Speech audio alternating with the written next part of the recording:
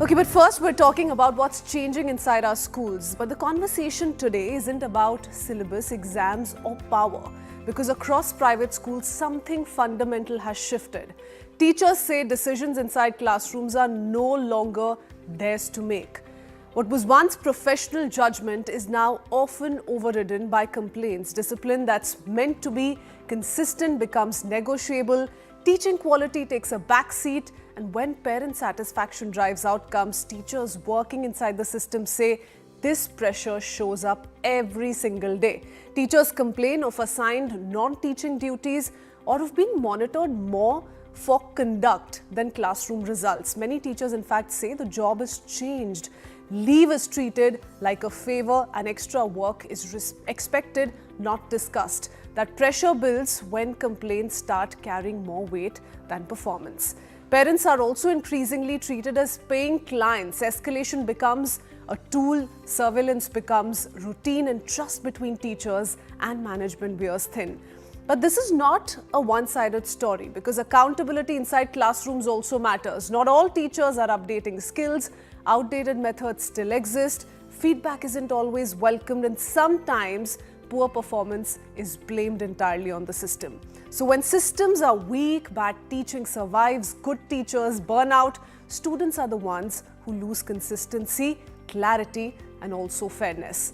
So who sets boundaries inside schools? Who is accountable? We discussed this with our guest this morning.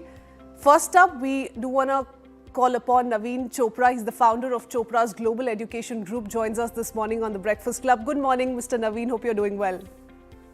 Good morning. Thank you for having me. Yes, I'm doing well and you're looking fine and doing well. Thank you, sir. Mr. Navin, let's begin with, that all-important question. Has teaching over the years changed? In any way, do you think the essence that used to come with teaching has eroded, is not looked upon in the same way? What's your analysis? There's a massive depreciation on the teacher and the value of the teacher. This is a profession which, if you really think about it, is thousands of years old. And in our civilization, bearing in mind we are a civilization, we are not a country, we are a civilization. Civilizationally, the guru has occupied the preeminent space in society. In ancient times, the guru was the supreme teacher who, through massive hours or days, months or years of meditation, achieved insights and then passed them down the line, which were then passed down the line again to society. And that those teachings form the essence of our living principles, so to speak. And they have, to some extent, the only shades of it survive to this day. And the civilization has survived because of the ecosystem that was set up. Today, we have gone overly westernized. I believe that the problems that are there in the classroom are symptomatic of the issues that are confronting society.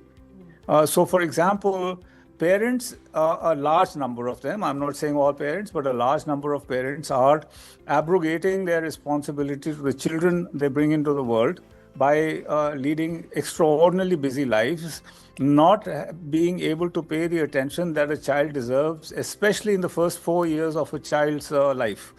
Those are the four critical years. When they enter their classrooms, all of it shows. And it gets very difficult for the teacher to then fix it at a later stage. But Mr. Chopra, you spoke of something which I thought was particularly interesting, which is how we're giving into the Western concept.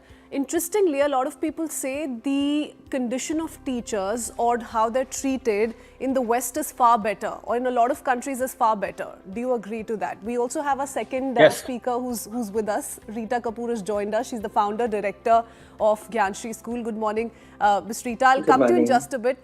Yes, Mr. Chopra, go ahead. Yes, definitely. The teacher treatment in the West and the teacher view in the West is definitely at a far higher, more respectable position. They are paid far better, they are treated far better, and they have far better say in the curriculum, for example, in how the teaching methodologies evolve. So it's a very live environment where there is constant consultation between school managements, teachers and the administrations, be they the states or the government, central governments or state governments or local governments, as the case may be, that seems to be missing. We are increasingly, unfortunately, becoming a very up-down society. There's directions coming from the up, down the line, and unfortunately, I think throughout the world, including India, what is gone or is going very rapidly, I should say, is the ethical and standards. We have become increasingly acceptance of lies. Lies have become the truth. The truth has become lies, and that's visible through everything from the Trump phenomena down the line. Wherever you look, it's the same story. It's reflecting in the classroom. The student is indisciplined. Yeah, interestingly, for a long time, we'd heard parents say that my child should become a doctor, should become an engineer. Teacher happened, I think, 2 decades ago, or maybe a decade ago. That surely is not being seen or heard anymore. But a lot of people have given up on wanting their children to become doctors and engineers also. That's the kind of world we're living in today. But Ms. Kapur, good morning. I want to understand from you whether you think the teaching conditions in our country have changed the last 1 decade or so, and if you agree, in what aspect have they changed? Is it just to do with how well or underpaid teachers are, or there's an emotional and social factor to it as well? Well, yes, the condition of teachers have changed, the job roles have changed, the demands on the teachers and expectations have gone up. Society is changing, hence the demands are also changing. But what I feel is that the readiness of the teachers to cope up with these demands or these expectations is not there. There was a time when the focus was on teaching. Now there are so many other things have cropped up, the extracurricular activities and the technology and the games and sports, mental well-being, counseling, mindfulness. Whole lot of things are emerging which need teachers' focus, but the empowerment of the teacher, the readiness of the teacher for these skills is not there. Hence, there is a blame game which has started, and of course, the receiving end is the child. When you say readiness is not there, what do you mean, Ms. Kapur? Because a lot of teachers have come out to complain that we were not trained to be counselors. We were not trained to give any sort of education in the domain of sports or arts and crafts. So why are we expected to do that exactly? Yes, they are right. When we talk about empowerment of the teachers or the training of the teachers, if we look back, when was the last time when the training B.Ed course was changed? Curriculum was changed. Where are the top institutes for training the teachers? Where are IITs and IIMs in education sector today? Nowhere. In the name of training of teachers, there is this 50 hours of training that CBSE has made it mandatory. But who does? How is it done? Are all teachers getting this kind of training? These are question marks. These are larger questions which we have to face. And we have to accept that teachers work in a box, 6 hours by 200 days or some days. And we keep pouring in things into that, Now the robotics have to come, and the art and culture and music and dance, theatre, sports, mental wellness, and AI technology is another tsunami which has come. So where are the teachers getting ready?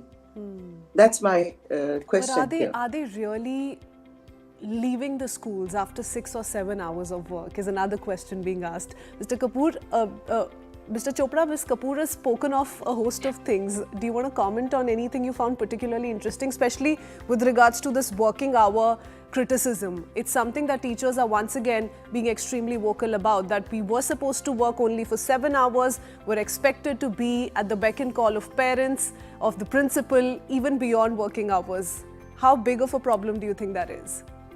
It's a massive problem, because the school system or education system per se has not evolved or is not keeping pace with the changes that my colleague has very lucidly laid out. For instance, in an ideal world, there is a need for dedicated psychologist, 1 or 2 people or a 3-member team, because they should be there to assist teachers and parents. More importantly, there's a huge role to play. The parents have to play, and parents need to be counseled as much as students, especially if there are issues of misbehavior or depression, or any of those kinds of behaviors that track. That cannot be expected to be the domain of the classroom teacher, whose job is to deliver a curriculum which has been targeted by the authorities, the CBSE or ISC or whatever, whichever board is applicable. Then, when it comes to extracurriculars, again, the system has to expand to provide for additional, sports coaches or teachers or so on.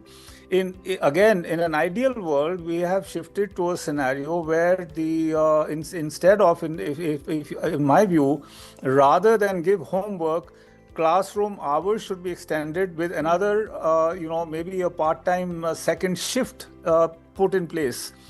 So shift But one comes and that's teaches. also being practiced in a few schools, isn't it, Mr. Chopra? There are extracurricular periods before or after school hours.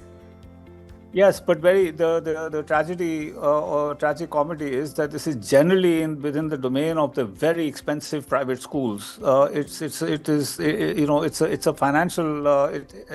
a financial game, really. Everything costs money, and unless the cash flows and financials are sound, these things don't happen. Or in government schools, budgets have to be expanded. I think she wanted to say something. Ms. Kapur, yes.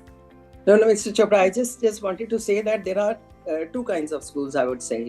The schools that you are talking about, I think they have everything. They match the best schools in the world, no doubt.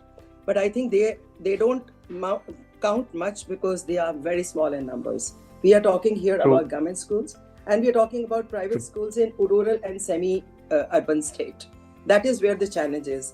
When we come to the extracurricular activities, schools have teachers, but they may not be sufficient. But this infrastructure is not there.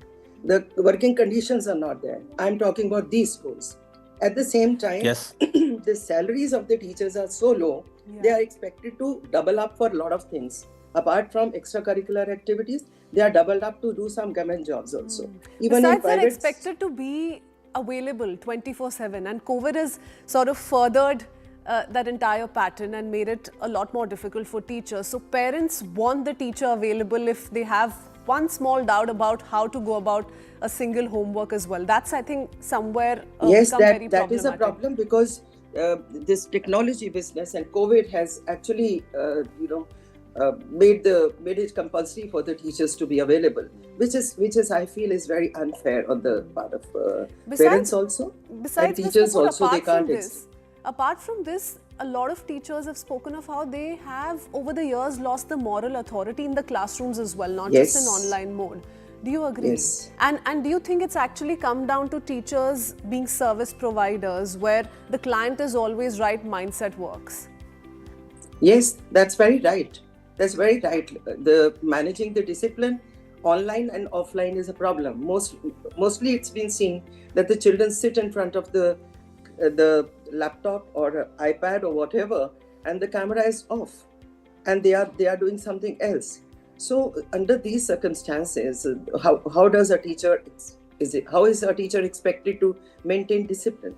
On top of that, children coming from economically affluent background, they are very, very, very low on resilience level. Teachers cannot say anything to them. The kind of suicides are happening on small little things. This goes on to say that the resilience among students is very low. Now, under these circumstances, how do you expect the teachers to keep discipline in the class? And the moral duties of the teachers are at a question. So and that's even what I have worse to if say. they're checked for things like how they dress up, what kind of Yes, makeup they're everything. wearing, which is shocking and quite problematic. It's And that shocking is and quite- happening in small pockets maybe, but indeed is happening because some people have spoken about it vocally. See, this hybrid model that is there now, apart from especially NCR, about good 30 days we are working on hybrid model. Hybrid model is the students are working from home. Yeah. Now there is no discipline there, no uniform. At times the child gets up in the morning and the mother is feeding the breakfast to the child and the teacher is yelling and screaming. These are the issues I'm sure everybody is facing as parents and as teachers. We are facing. And where do we account the teacher for discipline in the classroom? Okay, we have to wrap up. We don't have too much time. Mr. Chopra, one quick question, because we also want to address the problem. So of everything we've discussed so far, what do you think? Let's say, list for us 3 decisions that should be taken, that should be followed pan-India, across schools, private and government, that will slowly once again put teaching on the job map, wherein people are actually looking, young Indians are actually looking at this as a viable career. It's a wish list. That's it's almost a dream sort of a story, because in essence you have to free up schools, indeed the education system, by just setting a very loose framework in which they have to function, a very strict watchdog to ensure that nothing untoward is happening in the school system, and leave the schools free to decide for themselves how to go about doing the job of raising these young adults. The basic is still the same. Teaching is more about character building and teaching how to think, to develop the mind. You observe any baby in the first 4 or 5 years of its life, the baby, or 5 6 years of its life, is a lateral thinker. Okay, there are no boundaries. We iron out this lateral thinking from our children by building narrow lane pathways. You can't do this, you can't do that, don't go there, don't do this, don't say this, don't say that. So all of that develops or moves into linear thinking. We have now entered the age of the artificial intelligence. I would refer to it as intelligence, generated artificially, because human beings unfortunately still are using only about 4% of their brain capacity. I mean, there's more than there's a trillion connections in the brain, and we just use 4% of that. Basically, So you're saying there's more than 3 things that need to be done. We're Yeah, far I mean, away from that story. Yeah. Okay. So you need to wrap, but this is a very deep question. Yeah. It's, No, possibly we'll take this up on another day and take this conversation forward, because we surely as a country do need teaching to stay and remain as an aspirational career for young Indians. Very important, because it Absolutely. plays one of the biggest roles in shaping a child's character and what he essentially faces in life going forward. Thank you so much to both of you for joining us this May I morning. just add one sentence for Ji, you, that people who have had experience, have been in jobs or businesses at an advanced stage, should be encouraged to come into teaching as a secondary profession, even if it is part-timing it. They have a huge amount of experience and they can fill the gaps of the teaching in the teaching numbers. That's another thing that should be done. Sure, I that's a think. noble thought. I don't know if we are asking for too much, at least at the moment, but thank you so much. Thank you to the both of you for joining us this Thank you. morning. We head into a very quick break Thank you. with